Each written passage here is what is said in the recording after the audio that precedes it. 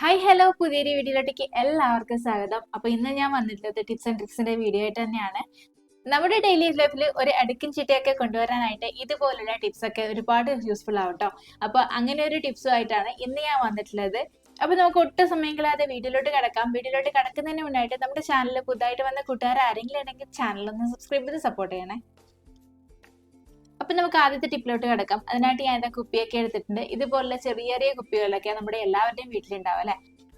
ഈ ഒരു കുപ്പി വെച്ചിട്ട് നമ്മുടെ അടുക്കളയിൽ ഒരുപാട് യൂസ്ഫുൾ ആകുന്ന ഒരു കാര്യം ഉണ്ടാക്കിയെടുക്കാൻ വേണ്ടി പറ്റും. അപ്പോൾ അതെങ്ങനെയാന്ന് നോക്കാം. അതിനായിട്ട് ഈ ഒരു കുപ്പിയുടെ അടുപ്പിന്റെ മുകളിലായിട്ട് നമുക്കൊരു ഹോൾസ് ഉണ്ടാക്കി കൊടുക്കണം. ഈ ഒരു രീതിയിൽ വീതി കുറഞ്ഞ രീതിയിൽ ഒന്ന് കട്ട് ചെയ്തെടുക്കണം കേട്ടോ. അതിനായിട്ട് നമുക്ക് കത്തി ഒന്ന് ചൂടാക്കിയിട്ട് കട്ട് ചെയ്ത് കൊടുക്കാം.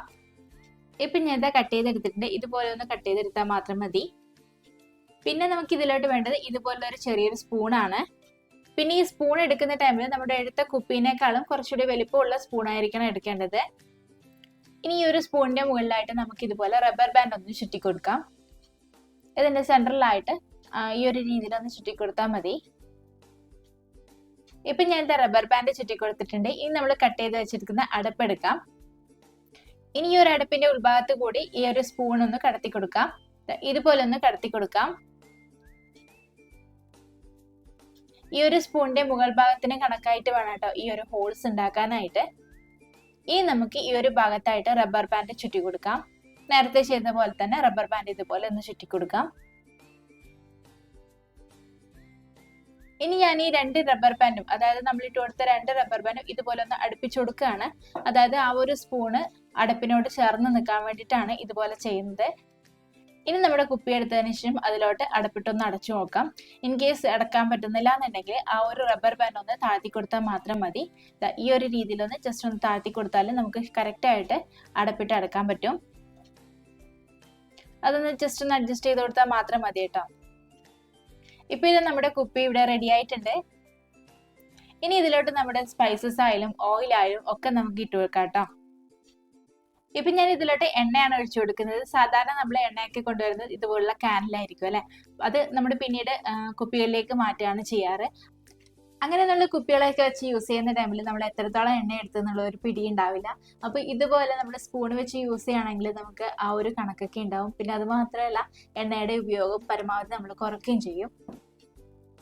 പിന്നെ ഇതിലോട്ട് എണ്ണ മാത്രമല്ല ഇവിടെ നമുക്ക് ഉപ്പ്, മുളക് പൊടി, മഞ്ഞൾപ്പൊടി അങ്ങനത്തെ നമ്മുടെ ഉപയോഗിക്കുന്ന സ്പൈസസ് ഒക്കെ നമുക്ക് ഇതിലോട്ട് ഇട്ട് കൊടുക്കാം.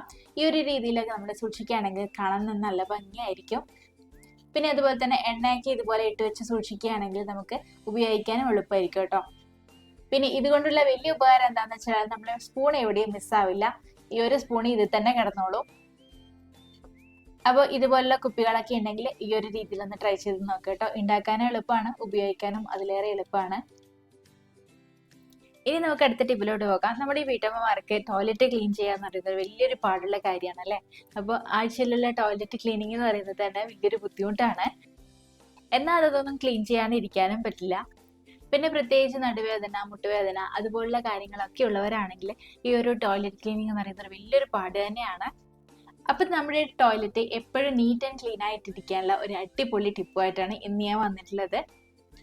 അപ്പൊ അതിനായിട്ട് നമുക്ക് വേണ്ടത് ഇതുപോലുള്ള ഒരു പഴയൊരു സോപ്പാണ്. ഇപ്പൊ ഞാൻ യൂസ് ചെയ്യുന്ന സോപ്പ് എടുത്തേ ഉള്ളൂ. നിങ്ങളുടെ കയ്യിൽ തീരാറായ സോപ്പൊക്കെ ഉണ്ടെങ്കിൽ അതെടുക്കാം കേട്ടോ. ഇനി ഈ ഒരു സോപ്പ് നമുക്ക് ആദ്യം ഒന്ന് കട്ട് ചെയ്തെടുക്കണം. ഇതുപോലെ ചെറിയ ചെറിയ പീസസ് ആക്കി നമുക്കൊന്ന് കട്ട് ചെയ്ത് കൊടുക്കാം. നമ്മുടെയൊക്കെ കയ്യിൽ ഉപയോഗിച്ച് തീരാറായ സോപ്പൊക്കെ ഉണ്ടാവുമല്ലോ, അതായത് ചെറിയ ചെറിയ പീസാക്കി ആയിട്ടുള്ളത്. അത് നമുക്ക് ഈ ഒരു കാര്യത്തിന് വേണ്ടി യൂസ് ചെയ്യാവുന്നതാണ്. ഇപ്പൊ ഞാൻ ഇതാ കട്ട് ചെയ്തെടുത്തിട്ടുണ്ട്. പിന്നെ നമുക്ക് ഇതിലോട്ട് വേണ്ടത് ഇതുപോലുള്ളൊരു ഫോയിൽ പേപ്പർ ആണ്. ഈ ഒരു ഫോയിൽ പേപ്പറിലേക്ക് നമുക്ക് നമ്മുടെ കട്ട് ചെയ്ത് വെച്ചിരിക്കുന്ന സോപ്പ് ഇട്ട് കൊടുക്കാം. പിന്നെ ഞാൻ ഇതിലോട്ട് ചേർത്ത് കൊടുക്കുന്നത് ഒരു ചെറുനാരങ്ങയുടെ പകുതി ചെറുതാക്കി കട്ട് ചെയ്തേക്കുന്നതാണ്. അത് നമുക്ക് ഇതിലോട്ട് ചേർത്ത് കൊടുക്കാം. ഇത് ജസ്റ്റ് ഒന്ന് പിഴിഞ്ഞതിന് ശേഷം ചേർത്ത് കൊടുക്കാം കേട്ടോ.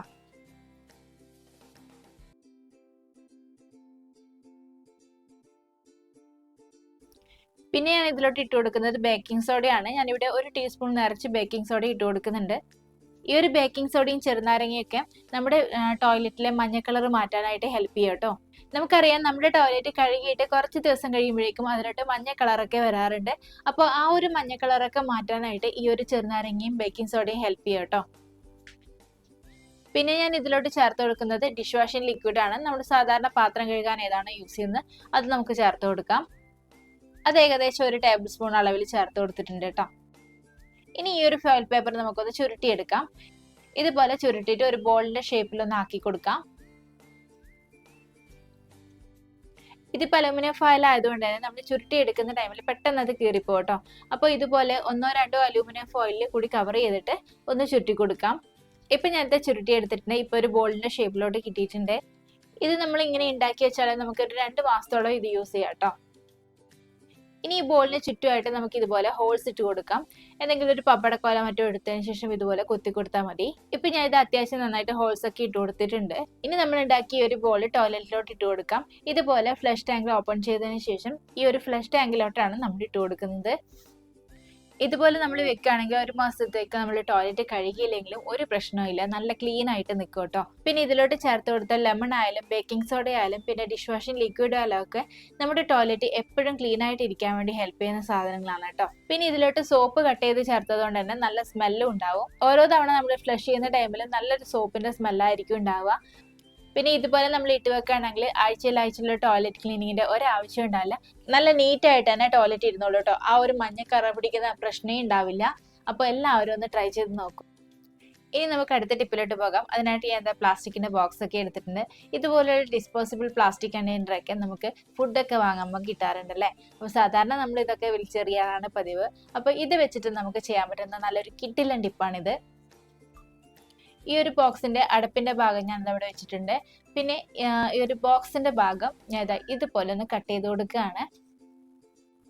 ഈ ഒരു പെന്ന് കൊണ്ട് മാർക്ക് ചെയ്യുന്ന രീതിയിൽ നമുക്കൊന്ന് കട്ട് ചെയ്തെടുക്കണം. നമ്മൾ ഏതെങ്കിലും പഴയ കത്തി എടുത്തതിന് ശേഷം ഇതുപോലെ ചൂടാക്കിയിട്ട് വെച്ച് കൊടുക്കുകയാണെങ്കിൽ നമുക്ക് ഈസി ആയിട്ട് കട്ട് ചെയ്തെടുക്കാൻ വേണ്ടി പറ്റും കേട്ടോ.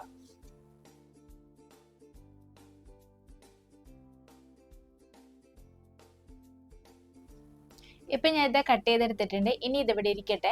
ഇനി നമുക്ക് ഇതിന്റെ അടപ്പെടുക്കാം. അടപ്പെടുത്തതിന് ശേഷം അതിലോട്ട് ഗ്ലൂ ഗൺ അപ്ലൈ ചെയ്ത് കൊടുക്കുകയാണ്. ഇനി നമ്മൾ നേരത്തെ കട്ട് ചെയ്ത് വെച്ച ബോക്സിന്റെ പകുതി ഭാഗം ഈ ഒരു അടപ്പിന്റെ മുകളിലായിട്ട് ഇതുപോലെ ഒന്ന് ഒട്ടിച്ചു കൊടുക്കാം. ഇപ്പൊ ഇത് മുകൾ ഭാഗത്തായിട്ട് നമുക്കൊരു പോക്കറ്റ് പോലെ കിട്ടിയിട്ടുണ്ട്. താഴ്ഭാഗത്ത് ഈ ഒരു ഭാഗത്തായിട്ട് ഞാൻ ഒന്ന് കട്ട് ചെയ്ത് കൊടുക്കുകയാണ്. ഇപ്പൊ ഞാൻ ഇത് മാർക്ക് ചെയ്യുന്ന രീതിയിൽ സ്ക്വയർ ആയിട്ടൊന്ന് കട്ട് ചെയ്ത് കൊടുക്കാം നമുക്ക്. അതും ഇതുപോലെ കത്തി ചൂടാക്കിയിട്ട് ഒന്ന് കട്ട് ചെയ്ത് കൊടുത്താൽ മതി. ഇപ്പൊ ഞാൻ ഇത് കട്ട് ചെയ്തെടുത്തിട്ടുണ്ട്. ഇതുപോലെ കറക്റ്റ് സ്ക്വയർ ആക്കിയിട്ട് വേണം കേട്ടോ കട്ട് ചെയ്തെടുക്കാനായിട്ട്. ഇനി ഇതിന്റെ മുകൾ ഭാഗത്തായിട്ട് നമുക്ക് ഇതുപോലെ 2 ഹോൾസ് ഇട്ട് കൊടുക്കാം. ഇതിപ്പോ പ്ലെയിൻ ആയിട്ടുള്ള ഒരു ബോക്സ് ആയതുകൊണ്ട് തന്നെ ഇതിനെ ഒന്ന് ഭംഗിയാക്കാനായിട്ട് ഞാൻ എന്റെ കയ്യിലുള്ള ഒരു സ്റ്റിക്കർ കൂടി അതിലോട്ട് ഒട്ടിച്ചു കൊടുക്കുകയാണ്.